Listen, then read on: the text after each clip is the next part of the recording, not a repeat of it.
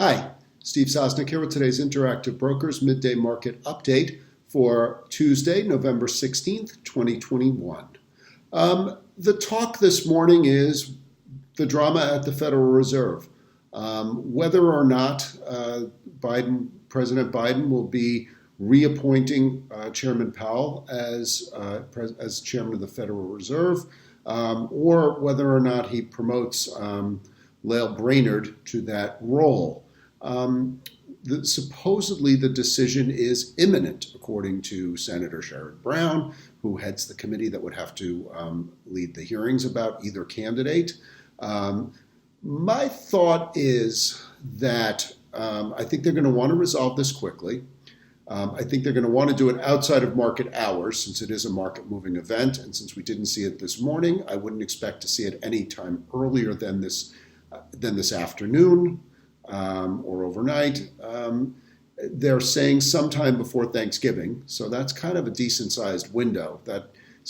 Imminent can be any minute now or any day now. It's tough to know what imminent means in Washington speak.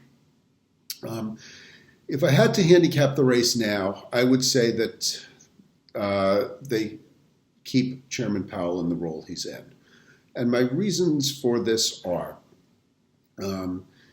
he's a proven leader at this point. For the most part, he's done a solid job in terms of economic recovery, asset markets. He's certainly been wonderful for, but I don't think that that's the main consideration of the Biden administration.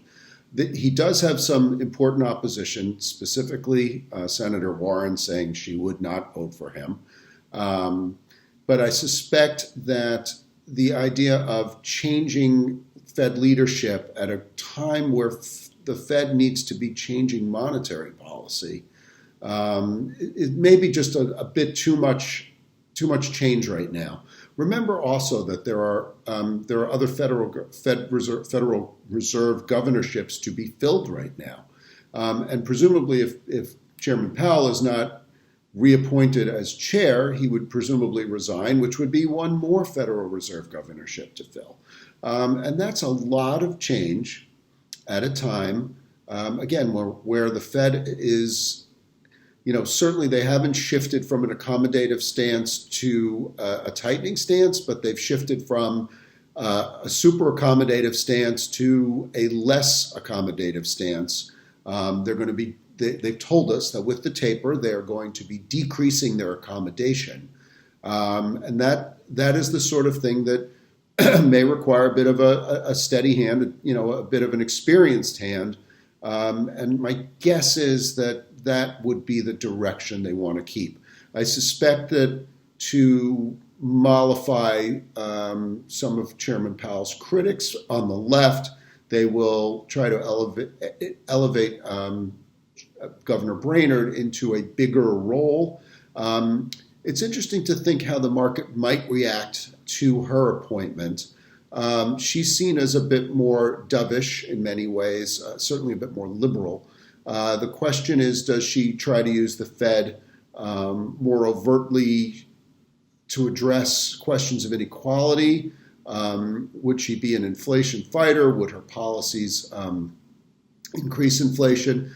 I'll leave that for more of the economists to go through. My thought would be the initial reaction is a bit of a negative, just because markets don't like surprises. And she would be a surprise. She would have her policies, her intentions would need to be reckoned with in a way that we don't have to do with Chairman Powell, because he's a known quantity. So that's my take on this, and who knows, I could be wrong by the time you see this, because imminent may be more imminent than I thought. The other news today that I find very interesting is on the retail sales front. We got government retail sales numbers, which really blew it out. I'm just going to peek over here because, sorry to turn my head, but quite frankly, I just want to make sure I get the numbers right. So they were up 1.7% versus an expectation of 1.4%. But when we take away things like autos and gas, for example, that number was 1.4 versus 0.7.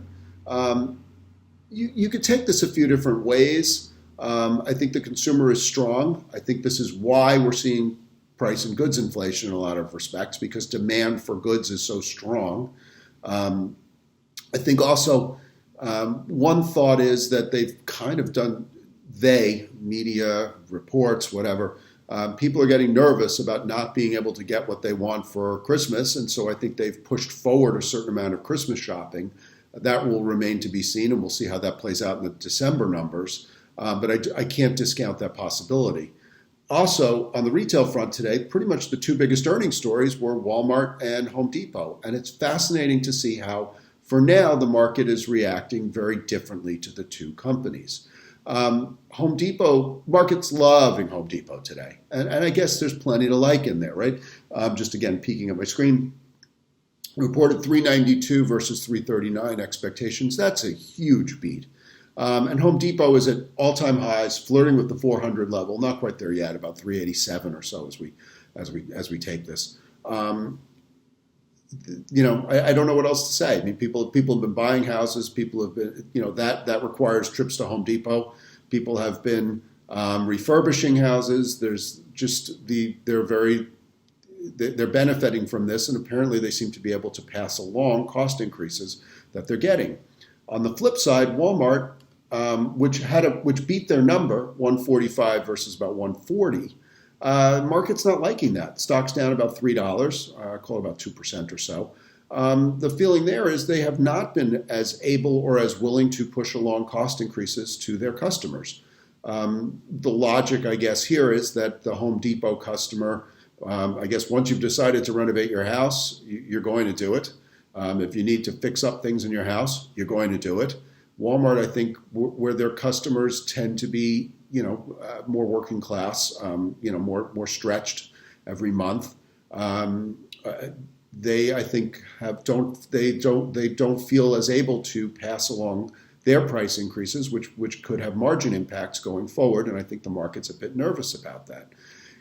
What's very interesting to me is neither one really resolves the idea of supply chain headaches, because Walmart and Home Depot are companies that in some ways can get what they need because they can afford to do so.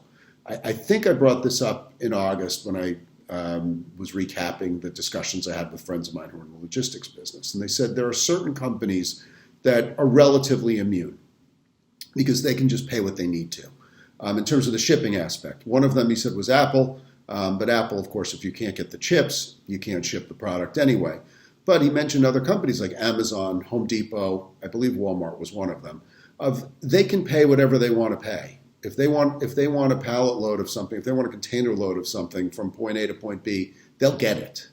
They can afford to cut the line, and they're such huge customers of all the shippers that they can do this. And so I don't know that it really gives us a great look into how the supply chain is being resolved across the economy, because these two sort of rise above it. But we'll see how that plays out. There's a lot to chew on today. Markets originally looked like they were going to try to open a little lower. They didn't. Now they seem to be fading off their highs, but it's very early. Let's see what happens in terms of the Fed, in terms of the consumer. A lot of information to chew on today. Have a good one. Bye-bye.